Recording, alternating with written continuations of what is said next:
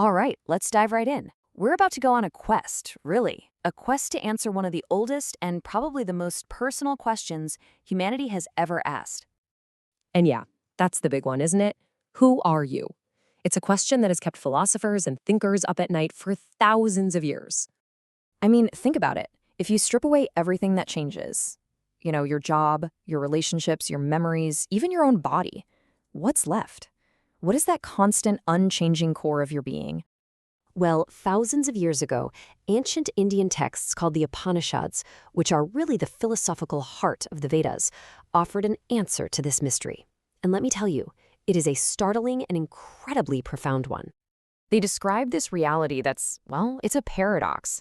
It's the deepest, innermost essence of who you are, but at the same time, it's the very fabric of the entire universe.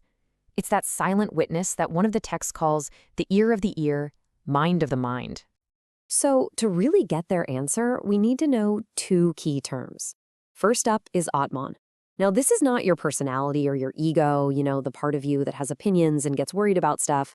The Upanishads say the Atman is your true self. It's that silent, unchanging awareness behind every single thought, feeling, and experience you've ever had. And the second term is Brahman. The best way to think of Brahman is as the ultimate reality, the single, indivisible source of, well, everything. It's kind of like the movie screen on which the entire film of the cosmos is playing out.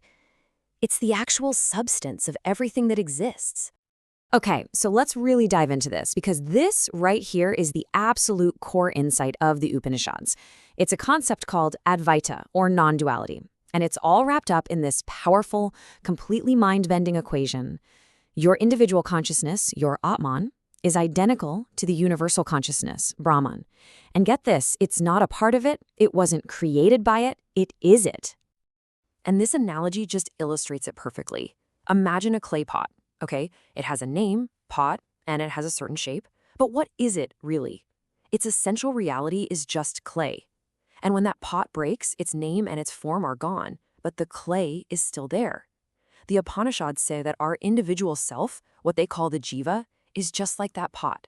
It's a temporary shape, while our true self, the Atman, is the clay, the eternal substance of reality itself.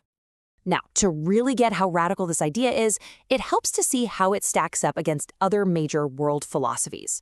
Putting it in context really sharpens our understanding of what's being said here.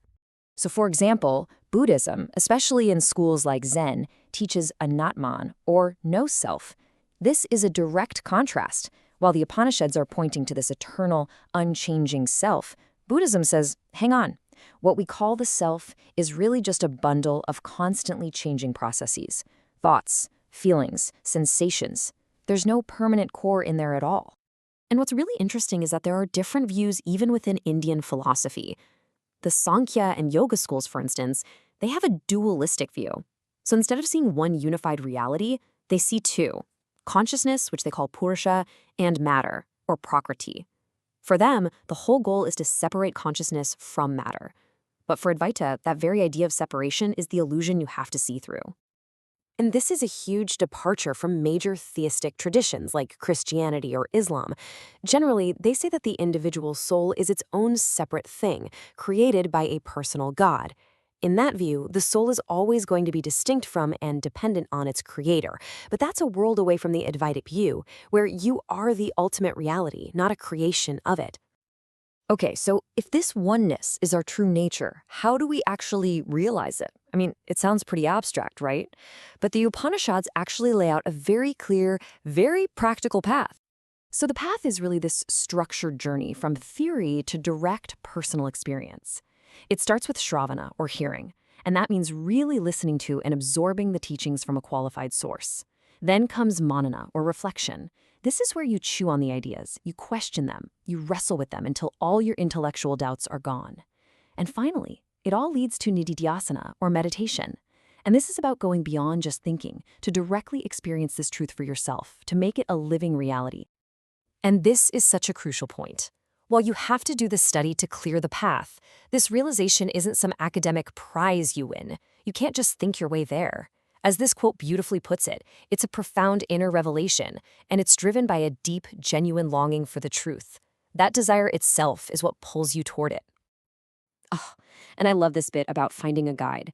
The texts are so clear. This isn't about finding someone who can just quote things at you. A true teacher is someone who actually lives this unity of self and Brahman. They don't just tell you that thou art. They show you how to discover it for yourself. And notice that last detail. A qualified teacher doesn't teach unless asked. There's this humility that's seen as absolutely essential. So we've got the core idea, and we've got the path to realize it. But so what? What's the point of all this? Let's bring this home in our final section and see why this ancient philosophy might just be more relevant today than ever. Well, here it is. The ultimate promise of this knowledge is the end of suffering. Simple as that. If the self is everything, and you are that self, then what is there to be afraid of? What is there left to grieve? The Upanishads say that when you realize this oneness, it dissolves the core delusion of being a separate, small, isolated ego in this big, scary universe. And that feeling of separation is the root of all our fear and all our sorrow. Now, this is a really important distinction. The Upanishads aren't trying to sell you a dogma or a new religion to just follow blindly. They are not asking you to have faith in the way we normally think about that word. This isn't something to be locked away as just another belief. Instead, think of it like this. They are offering a hypothesis. The hypothesis is your true nature is infinite consciousness. And then they give you a scientific method so that you can go into the laboratory of your own mind and test that hypothesis for yourself.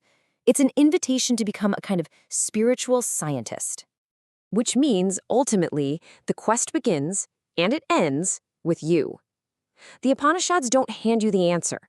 They just point the way, and they leave you with the single most important investigation you could ever undertake.